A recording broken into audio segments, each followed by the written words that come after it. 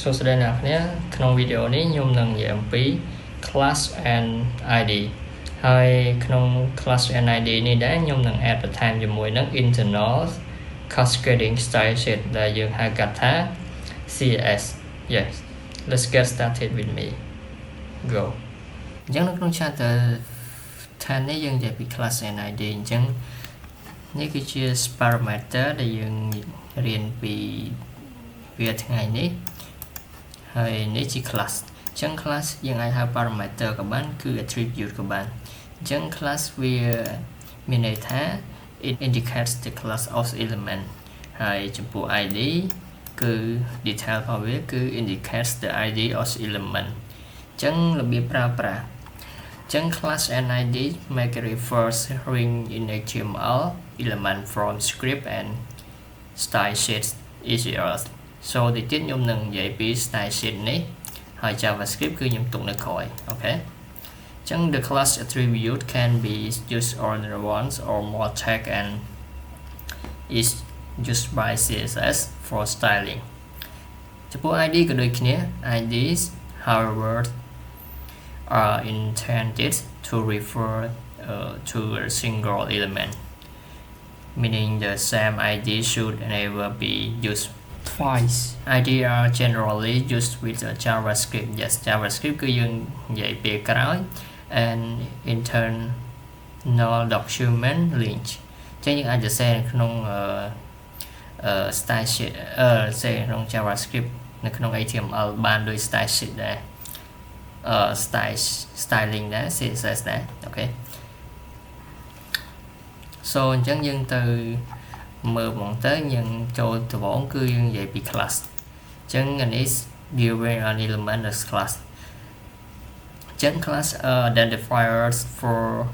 the elements that they are assigned to use the class attribute to assign a class to an element so អញ្ចឹងនៅក្នុង class នេះនៅក្នុង deal នេះយើងអាច assign class បានយើងអាច assign class បានច្រើន so អញ្ចឹងយើងទៅ test class ទាំងអស់គ្នានេះយើងអាចឃើញថានេះគឺជា single class មានថា module គឺយើងអាចប្រើបានមួយ class មានថា example class ប៉ុន្តែចំពោះ assign ទៅ multi class to an element separates the class name with a space អញ្ចឹងយើងអាចសរសេរឈ្មោះ class 1 ហើយយើងដក clear space មួយយើងអាចសរសេរ class 2 អញ្ចឹងនៅពេលយើងហៅប្រើយើងអាចហៅប្រើពីរ class ហ្នឹងបាន so let's get to it with me HTML so អញ្ចឹងយើងបាន file មួយដែលមានឈ្មោះថា class and HTML អញ្ចឹងយើង create HTML file របស់យើងនេះអញ្ចឹងយើងបាន HTML file ហើយអញ្ចឹងក្នុងនេះខ្ញុំដាក់ថា class អូខេ so អញ្ចឹងដើម្បីយើងអាចសរសេរ class យើងបានយើងធ្វើការសរសេរនៅ deal ឬក៏អូខេ deal អញ្ចឹង deal គឺជា container ដែលខ្ញុំនឹងបញ្យល់ពេលក្រោយខ្ញុំអត់ទាន់និយាយលម្អិតទេអញ្ចឹង class យើងអាចសរសេរនៅក្នុង deal ចានេះជា content របស់យើងអាចសរសេរ content នៅក្នុងហ្នឹងហើយនេះជា class របស់យើងអញ្ចឹង class របស់យើងអត់ទាន់មានឈ្មោះទេអញ្ចឹងខ្ញុំចង់ប្រើគេខ្ញុំចង់ប្រើ class ហ្នឹងមានពាក្យថា hello យ៉ាងទៅអញ្ចឹងនៅក្នុង class នៅក្នុង content មួយហ្នឹងមានពាក្យថា hello តែ class យើងអត់ទាន់មានទេអញ្ចឹងខ្ញុំចង់ design ពាក្យ hello ហ្នឹងឲ្យវាចេញជាពណ៌អីចឹងទៅតោះនេះអញ្ចឹងយើង open ពី live server មួយសិនមកនេះខ្ញុំឃើញថាវាចេញពណ៌ខ្មៅទៅដែរអញ្ចឹងដើម្បីយើងទៅ design class របស់យើងបានយើងទៅដាក់ឈ្មោះឲ្យ class អញ្ចឹងខ្ញុំដាក់ឈ្មោះថាហ្នឹងជាឈ្មោះថាអីគេ first class ហ្នឹងទៅ first អូខេ first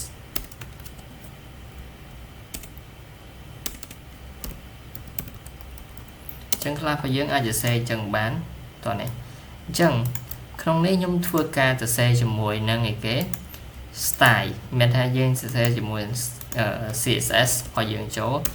អញ្ចឹង CSS ដើម្បីយើងអាចសរសេរ CSS បានមានថាយើងធ្វើការសរសេរជាមួយនឹង tag មួយដែលមានពាក្យថា style tag style ចឹងក្នុង tag style យើងមាន open tag and closing tag style មកដុំប៉ុណ្នេះមានន័យថាគឺជា CSS internal document មានថានៅក្នុង CSS internal មានថានៅក្នុង document ផល HTML so អញ្ចឹងខ្ញុំហៅអីគេខ្ញុំចង់ design first class នេះមកទៅចឹងខ្ញុំគ្រាន់តែហៅ first class អញ្ចឹងដើម្បីយើងអាចហៅវាបានយើងប្រើជាមួយនឹង dot អញ្ចឹង dot មួយនេះមានថាយើងហៅ class អញ្ចឹងហៅ class គេ first ទៅហៅ first class ហើយយើងត្រូវ open curly brace របស់យើងហើយ closing curly brace អញ្ចឹងនៅពេលដែលយើងហៅមកគឺវាស្គាល់ហើយមានថា first class នេះតែនៅពេលដែលយើងអត់ទាន់មាន element អីនៅក្នុងហ្នឹងគឺវាអត់ទាន់ warning វាអត់ទាន់បាត់ warning ឯគ្នាឃើញ warning ឡើងនេះអូខេនេះ warning អញ្ចឹងខ្ញុំចង់ធ្វើការវាដូរ color អសមិញពណ៌ខ្មៅតែអញ្ចឹងខ្ញុំដូរ color ទៅជា color ពណ៌ pink វិញ so ខ្ញុំប្រើ color អញ្ចឹងក្នុង color ខ្ញុំដាក់ pink អូខេខ្ញុំ control S ហើយគ្រាងទៅមើល result នេះគ្នាឃើញថា tag របស់យើងគឺពណ៌ pink តោះនេះ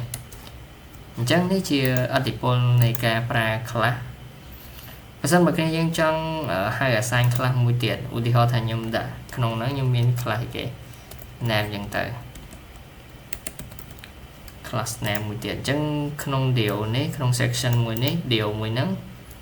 គឺខ្ញុំមាន class name មួយដែរអញ្ចឹងនៅពេលដែលខ្ញុំហៅ class name dot name អញ្ចឹងក្នុងហ្នឹងខ្ញុំដូរ color វាទៅជាពណ៌អីគេពណ៌ brown វិញអញ្ចឹងយើងឃើញថាវានឹង override អាពណ៌នេះចោល override ពណ៌អីគេ first class នេះចោលពណ៌ pink នេះចោលវាដូរទៅជាពណ៌អីគេពណ៌ brown ដោយសារយើងប្រើពីរ class នៅក្នុងហ្នឹងមាន class 2 first class មួយហើយ class មួយទៀតឈ្មោះ name តោះនេះ control S នេះទៅមើល result នេះខ្ញុំឃើញថាវានឹងចេញពណ៌ brown តែបើសិនមកគ្នាយើងអាច copy អានេះមកដាក់ក្រោមវិញខ្ញុំប្រកាសជាចេញពណ៌អីគេចេញពណ៌កាឈូវិញត្រូវអត់ control S នេះចេញពណ៌កាឈូវិញដោយសារអី code របស់យើងគឺវា process ពីលើចុះក្រោមតោះបានទេអូខេ so នេះជាអត្ថប្រយោជន៍នៃ class ចំពោះ ID ក៏ដូចគ្នាយើង ID ខ្ញុំប្រើជាមួយនឹងអីគេ ID មួយនឹង text p អញ្ចឹងសម្រាប់ ID ពីច្រើនគេប្រើជាមួយនឹង JavaScript តែយើងអត់ទាន់រៀនដល់ JavaScript ខ្ញុំអត់ទាន់ឧទាហរណ៍ទេខ្លាចគ្នាយើងវិញតែនេះខ្ញុំបានឧទាហរណ៍ជាមួយនឹង style sheet មួយហើយ so ខ្ញុំធ្វើការលុប style sheet ចោលខ្លះអូខេអញ្ចឹងក្នុងនេះខ្ញុំដាក់ថា yes អូខេអញ្ចឹងក្នុង p tag នេះមានពាក្យថា yes ហើយអូខេអញ្ចឹងខ្ញុំធ្វើការ set ID ឲ្យវាខ្ញុំធ្វើការសរសេរនៅក្នុងអីគេនៅក្នុង p tag នៅក្នុង open p tag ហ្នឹងហើយក្នុង open p tag content របស់ p tag មានពាក្យថា just hello អញ្ចឹង ID គ្នាអាចតាំងជាគេ ID សម្រាប់ ID នេះយើងអត់អាចសរសេរជាលេខបានទេគឺដូចជា variable ដែរអញ្ចឹងអានេះក៏ដូចគ្នាដែរ class pigeon គេអាចសរសេរជាលេខទេ so អញ្ចឹង ID យើងអាចសរសេរជាអក្សរបានអាចជាសរសេរជាអក្សរដូចជា class នេះ first class នេះក៏បានដែរតោះនេះប៉ុន្តែយើងអាចសរសេរលេខ2លេខ3បានឬក៏សញ្ញាធំតូចឬក៏សញ្ញាអីផ្សេងនឹងបានទេតោះនេះ so អញ្ចឹង ID នេះខ្ញុំដាក់ថា ID គេ ID p tag ចឹងទៅអូខេអញ្ចឹង ID របស់ខ្ញុំមានឈ្មោះថា p tag អញ្ចឹង ID ខ្ញុំអត់ទាន់ set អីវាទេនេះខ្ញុំឃើញថា p tag របស់យើងគឺពណ៌អីគេអីគេ p tag អានេះ p tag អានេះ class deal របស់យើងអញ្ចឹងក្នុង p tag មានថា yes hello yes អូខេបន្តមកទៀតខ្ញុំអាច set color ឲ្យវាបានអញ្ចឹងដើម្បីហៅ ID មកប្រើបានគឺយើងប្រើជាមួយនឹង hashtag សញ្ញា hashtag គឺសញ្ញាទ្រង់ជ្រូកគឺអត់ដូចជាមួយនឹង class ទេ class គឺយើងប្រើ dot ហើយ ID យើងប្រើជាមួយ hashtag អញ្ចឹង hashtag គេ p tag.p ដកអីគេដក tag នេះមកអូខេអញ្ចឹងយើង open curly bracket and close curly bracket អញ្ចឹងគ្នាខ្ញុំវាស្គាល់ហើយបន្តមកទៀតគ្នាអាចនិយាយអាច set គេអាច set color វាបានឬក៏ set background នេះវាទៅ background color ចូលដាក់ថាអីគេ green អញ្ចឹងទៅអូខេ control s គ្នាទៅមើល result នេះគ្នាគេថាវា green មក p tag គឺវា c space មកហើយគ្នាយើងអត់ចង់បានអីគេអត់ចង់បានវាវែងអញ្ចឹងទេ p tag របស់យើងគឺវា c មក width web page របស់យើងអញ្ចឹងយើងគ្នាអត់ចង់បានអញ្ចឹងទេខ្ញុំអាចដាក់ថាអីគេដាក់ width វា set width ជាមួយ width style CSS width អីគេ width 100 pixel យើងប្រើ pixel ទៅហើយប៉ុណ្ណឹងទៅ control s យើងទៅមើលនេះ100 pixel បានប៉ុណ្នេះអូខេអញ្ចឹងក្នុង section នេះយើងនិយាយពី ID ចឹងនិយាយពី ID ហើយ class ក៏ហើយនេះ so នៅ section បន្ទាប់គ្នាអាចនឹងរៀនពីការ ping ទៅកាន់ class